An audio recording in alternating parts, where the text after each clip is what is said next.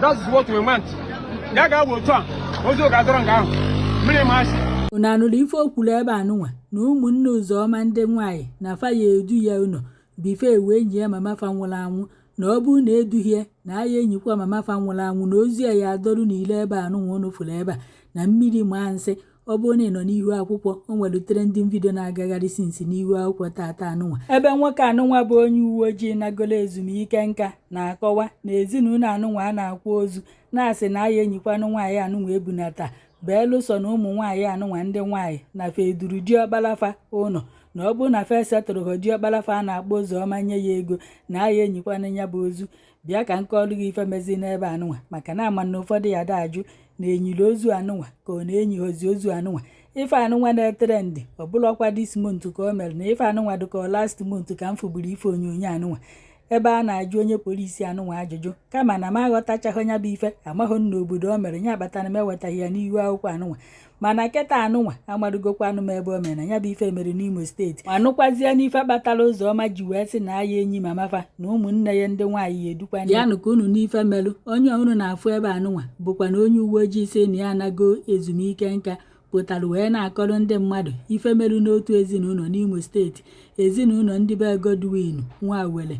O wee pụta wee sị na Godwin Nwawele nụrụ nwaanyị wee mụta ụmụ 8 nya ụmụ 8 na ọ mụtalụ nwoke 3 na nwaanyị 5 na nke diọkpara na onye nwa bụ Uzoma Nwawele na ụmụ nwaanyị 5 ahụ Godwin mụtalụ na fancha niile anụsigokwanụ di na mba 4 andị na fancha anụtakwanụ di jigasị nnukwute ego. Wee na-akọwazi n'ife na-eso okwu dịka nwoke anụnwa si wee kọ na paụnsụ ewetelu na paụnsụ kakwanụ nkụ na fa achọkwana inye diọkparafa na ọ bụrụ na fa enyebighị anya bụ paụnsụ na-akọwa na agbanwee nya bụ ego na ego kakwanụ nnukwute nkụ dịka onye uwe ojii anụnwa sikwanụ wee na-akọ na diọkpara ahụ bụkwanụ Uzoma na aha enyekwana ya nsọpụrụ n'ụlọ befa dịka diọkpara kama na ụmụ nwaanyị ndị nke ahụ nụrụ di na mamafa na fa agbakọrọ aka ọnụ wee na-emegidekwana ya bụ nke diọkpara nke bụkwana na nke diọkpara na-egogasị ife n'aka nya ọ na-ego ife kredit na chọpụ dịgasịkwanụ n'ime obodo ọnya ka mamafa nwụziere ewee bunata ozu ka akwa n'afa wee jụ ewee na-akọwa na ọ dịka ndị obodo a na-akwadokwanụ nke diọkpara na ya bụ ife ọ na-eme maka na nwoke a na-akọwa na ọ bụrụ na edughị Uzoma na aya akwakwanụ ya bụ ozu.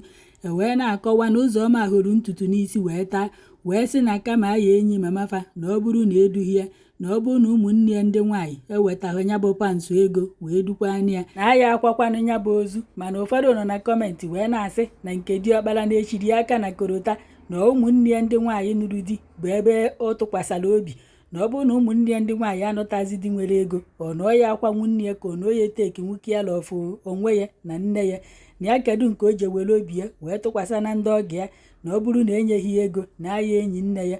Ụfọdụ nọkwa na-asị na ụmụnne ya ndị nwaanyị kwesịrị inyi ya ebe ụfọdụ na-asị na mamafa emetaghị ya na mgbe mamafa nọ ndụ na o kwesịrị ikpe udo n'etiti ụmụ ya ọhịa ịgbakọ aka witi ndị nke nwaanyị wee na-emegide nke diọkpara. Unu nụkwa na ụmụ nwoke 3 ka amụta ọ na-abụ nọọsọ nke diọkpara ka a na-emegide na ndị ebua ndị nke ọzọ na fe asokwa na-eri uru ife gbasara nya bụ paụnsụ ma na-emechaziere wee kwa anya bụ ozu mana a na-akọwa na-eduziri Uzoma na-esetụrụziri Uzoma mana ya amazi na-enyeri ego ka ekwekwanụrụ ya nkwa emechaa ka enyi ya. Hapụnụ ka unu nene nya bụ ife onyonyo biko ịmụta nwa mee udo na ụmụ niile maka adịka ama enwuwe echi niile ọ bụrụ ụdị ife a ka ya da afọ na be eburuzie akpati ozu adọba n'ala obodo niile a na-agba unu nkiri unu abụrụ ife obodo ji aka akụkọ.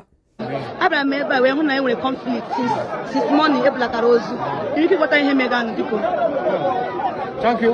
Gịnị bụ aha gị? Aha m bụ retired assistant superintendent of police. Okay. Yes, from Durakure. Family Nwawele is part of my family. About the disease. The disease is the husband about Godwin Nwawele. All the others. Now, Godwin Nwawele, which is the husband of John Kenwawo. Okay. Agala. I'm at home. No Jopana Uzoma. Okay. And the others go. Move on my nation. Okay. All of Rahadi. Mumana, onye bụ Jopana, other Paru Jopana.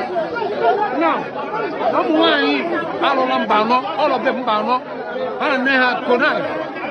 Let's treat the Jopana, who's the residence.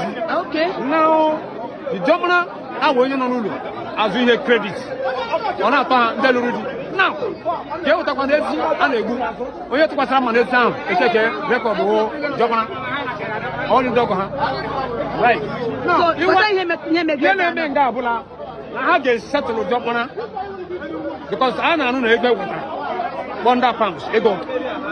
Okay, everybody can have that man. Everybody can just arrange access na help relationship. Yes. Okay. Can I have completely retrieve the conjunction tal moncho armba? I waiting for ebe dozuni. Yes. Okay, yeah, bring that back. Yes. That's when because the drunk. Okay. Mana yang udah apa? Oza apa pada mat so much. Auntie. That is where they come to be.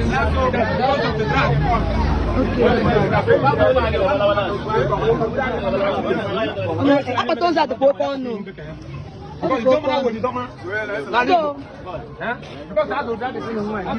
Dromaya na abe na libo. Dok mana first. Yes. I don't know. So now I choka except Lord dok mana before any other thing. How Oma dan the dok mana. No money so they should settle that guy. That's what we meant. That guy will try. Also got drunk out. Yes, I'm the one. ASP, no, I the guns. Thank you, sir. Okay, thank and you. God bless you.